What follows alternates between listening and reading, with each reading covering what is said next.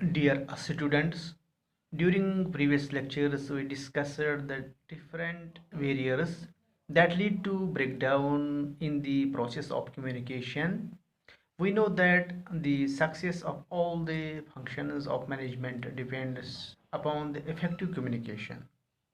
Today, we are going to understand some of the measures to overcome the barriers in the effective communication, or we can say how we may improve the communication effectiveness.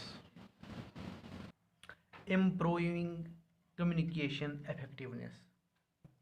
Clarify the ideas before communication.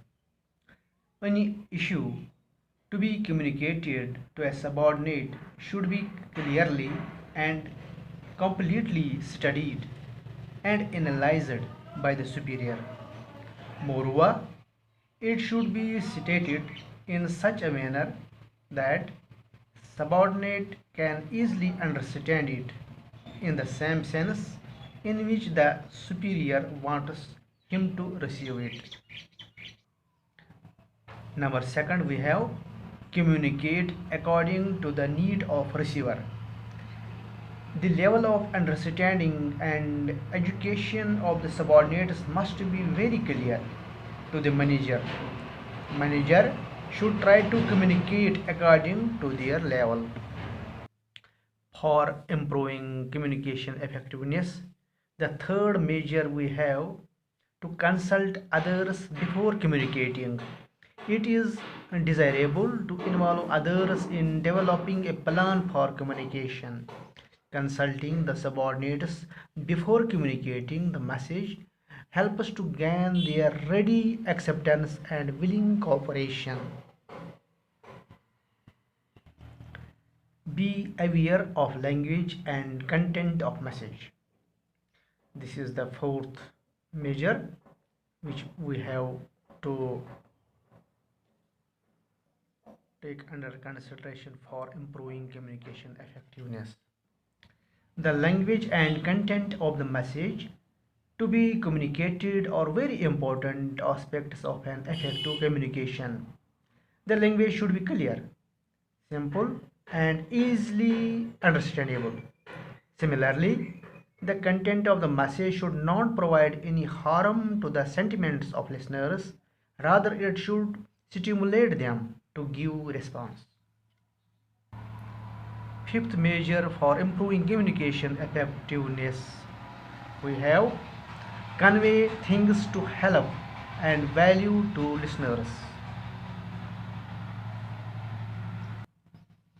It is always better to know the needs and interests of the listeners before communicating the message. The response for the listeners is surely obtained if the message is related directly or indirectly to their needs or interests. Ensure proper feedback. Proper feedback helps in improving the communication process. The sender should ask questions regarding the message conveyed, and the receiver should be encouraged to respond to communication. For improving communication effectiveness, seventh point we have communicate for present as well as future. In order to maintain consistency, the communication should aim at meeting both present as well as future requirements of an organization.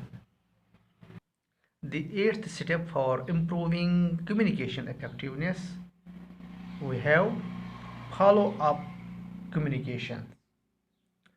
Regular follow up and review of the instruction given to the subordinates help in removing difficulties in implementing the instructions.